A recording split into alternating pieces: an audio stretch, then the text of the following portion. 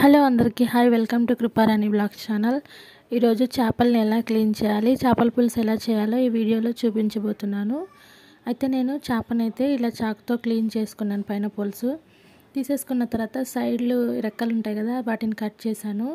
తర్వాత తోకను కట్ చేసి తలను కూడా కట్ చేసి దాంట్లో ఉన్న పేగులు అవన్నీ ఉంటాయి కదా, వాటన్నిటిని నేను తీసేస్తున్నాను. ఇప్పుడు తీసేసి పక్కన పెట్టేసుకుంటున్నాను. ఇప్పుడు ఈ తల ఎలా క్లీన్ చేయాలంటే రెండు సైడ్లు ఇలా ఓపెన్ చేసి లోపల ఒక జాయింట్ ఉంటుంది, ఆ జాయింట్ని అనేది తెంపేస్తే తల లోపల ఈ జాయింట్ని తెంపేసిన తర్వాత ఏదైతే వేస్టేజ్ ఉంటుందో అది తీసేయచ్చు మనము. తర్వాత ఉప్పు పిండి వేసి నేను వీటిని బాగా ఒక గచ్చి బండ మీద అయితే వీటిని రుద్దుతూ బాగా క్లీన్ చేశాను. ఇలా రుద్దడం ద్వారా చేప నీట్గా వస్తుంది అన్నమాట. పిండి వేయడం ద్వారా, ఉప్పు వేయడం ద్వారా కొంచెం వాసన అనేది తగ్గి ఆ జిగటాగా ఉంటుంది కదా చేప, ఆ జిగురంతా పోయేటట్టుగా సహాయపడుతుంది ఇలా చేయడం ద్వారా. ఇంకా అలా నేను బండ మీద వేసి బాగా రుద్దిన తర్వాత ఒక 3-4 సార్లు బాగా చేపలను అయితే నీళ్లు మారుస్తూ కడిగాను అన్నమాట. ఇలా నీట్గా కడిగాను. చూడండి, చేపలు ఎప్పుడు కడగక ముందు ఎంత నల్లగా ఉన్నాయో, కడిగిన తర్వాత అయితే చాలా తెల్లగా అయిపోయినాయి అన్నమాట. అంత నీట్గా కడిగాను నేను. నాకైతే చేపలు ఇష్టం కాబట్టి నేను ఎంత కష్టమైనా నేనే కట్ చేసుకొని ఇలా కడిగి వంట చేసుకుంటాను. ఇప్పుడైతే చేపలను అయితే ఈ విధంగా నీట్గా అయితే కడిగేసాను. తర్వాత నేను ఒక గిన్నెలోకి చేపల్ని తీసుకొని ఉప్పు వేసి కొంచెం అలా పైకి కిందికి వాటిని ఇలా కలిపాను అన్నమాట. ఉప్పు వేయడం ద్వారా చేప అనేది టేస్ట్ బాగుంటుంది, లేకపోతే చప్పగా ఉంటుంది. తర్వాత స్టవ్ పైన పెనం పెట్టి కొన్ని ధనియాలను వేసి వాటిని ఇలా దోరగా వేయించుకున్నాను. తర్వాత 2 యాలకు బుట్టలు, 4-5 లవంగాలు, కొంచెం దాల్చిన చెక్కను వేసి వాటిని కూడా దోరగా వేయించుకున్నాను. తర్వాత కొబ్బరిని అయితే ఇలా కట్ చేసి ముక్కలుగా కట్ చేసి వాటిని కూడా వేయించుకుంటున్నాను. ఇవి ఎక్కువగా మాడనీయకుండా మామూలుగా దోరగా అయితే వేయించుకోవాలి, మాడిపోతే చేదుగా వస్తుంది కూర. ఆ తర్వాత ఉల్లిగడ్డలను కట్ చేసి వాటిని కూడా పెనంపై వేసుకొని వేయించుకున్నాను. ఇలా ఇవన్నీ మసాలాలన్నీ మిక్సీ జార్లోకి తీసుకున్నాను. తర్వాత నేను ఒక 4 టమోటాలను ఈ విధంగా వేయించుకున్నాను. ఇవి కూడా కొద్దిగా వేగిన తర్వాత వీటిని కూడా పక్కకు తీసుకొని వీటిని కూడా మిక్సీ పట్టాలి. ఇప్పుడు మసాలా మిక్సీ పట్టుకున్న దాంట్లో కొద్దిగా అల్లము, కొన్ని ఎల్లిపాయలు, అలాగే కొంచెం కొత్తిమీర వేసి దాన్ని కూడా మిక్సీ పట్టుకోవాలి.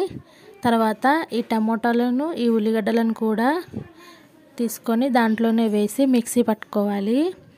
తర్వాత మనము స్టవ్ పైన ఒక బాండీ పెట్టి ఒక చిన్న ఉల్లిగడ్డను అయితే కట్ చేసి ఆయిల్ వేడైన తర్వాత దాంట్లో అయితే వేస్తున్నాను. ఇంకా తర్వాత కొద్దిగా కరివేపాకు కూడా వేస్తున్నాను దీంట్లోనే. ఇవి బాగా ఎర్రగా ఫ్రై అయిన తర్వాత పసుపు కూడా వేస్తున్నాను. నేను మిక్సీ పట్టేలోపు ఈ ఉల్లిగడ్డలు అనేది కొంచెం ఎక్కువగా ఫ్రై అయిపోయాయి అన్నమాట. తర్వాత ఏదైతే మిక్సీ పట్టుకున్నానో ఆ పేస్ట్ అంతటిని ఈ దాంట్లో వేసేస్తున్నాను. ఈ పేస్ట్ అంతా బాగా పచ్చి వాసన పోయే వరకు బాగా కలుపుకోవాలి. తర్వాత ఇప్పుడు మనకు కూరకు రుచికి సరిపడా కారంనైతే వేసుకోవాలి. ఈ కారం వేసుకున్న తర్వాత ఇంకా ఈ కూరకు సరిపడా ఉప్పునైతే వేసేసుకుందాము. ఉప్పు వేసుకొని ఇంకా ఇదంతా బాగా కలుపుకొని మూత వేస్తూ ఇదంతా పచ్చి వాసన పోయే వరకు బాగా వేయించుకోవాలన్నమాట. ఇది మగ్గాలి బాగా. ఇలా మగ్గిన తర్వాత మనము అప్పుడే నీళ్లు వేసుకోవాలి. చూడండి, ఈ విధంగా అయితే నేను మూత వేస్తూ మగ్గిస్తున్నాను.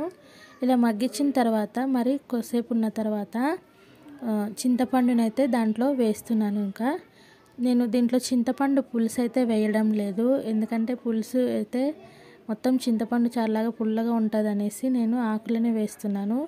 ఈ చింతపండు ఆకులను వేసిన తర్వాత మరి కాసేపు మూత వేసి స్టవ్ సిమ్లోనే పెట్టేసుకొని మనం మగ్గించుకోవాలి. ఆ తర్వాత అదంతా పచ్చివాసన పోయిన తర్వాత మనకు పులుసుకి ఎన్ని నీళ్ళు అవసరమో అన్ని నీళ్ళనైతే మనం వేసుకోవాలి. వేసుకొని మళ్ళీ ఇదంతా బాగా కారము ఈ మసాలా అంతా బాగా ఉడికించుకోవాలి. ఇంకా నేనైతే కొన్ని చేపలను అయితే పక్కకు తీసి ఉంచాను పిల్లల కోసం ఫ్రై చేయడానికి. దాంట్లో నేను కొద్దిగా అల్లం వెల్లుల్లి పేస్టు, ఉప్పు, కారం, ఇంకా కొద్దిగా నూనెను, ధనియాల పొడిని కూడా వేసి వాటిని కూడా కలిపి నేనైతే పక్కన పెట్టేసుకుంటానన్నమాట. ఇది సాయంత్రం నేను పిల్లలకు వేయించిస్తాను ఈ ఫిష్ ఫ్రైని. ఇప్పుడైతే ఈ పులుసు అయితే బాగా మరిగిపోతుంది. ఈ మరిగిపోయిన పులుసులో కొద్దిగా మనము ఇప్పుడే ఉప్పు, కారం అన్నీ సరిగా ఉన్నాయో లేవో చూసుకోవాలి.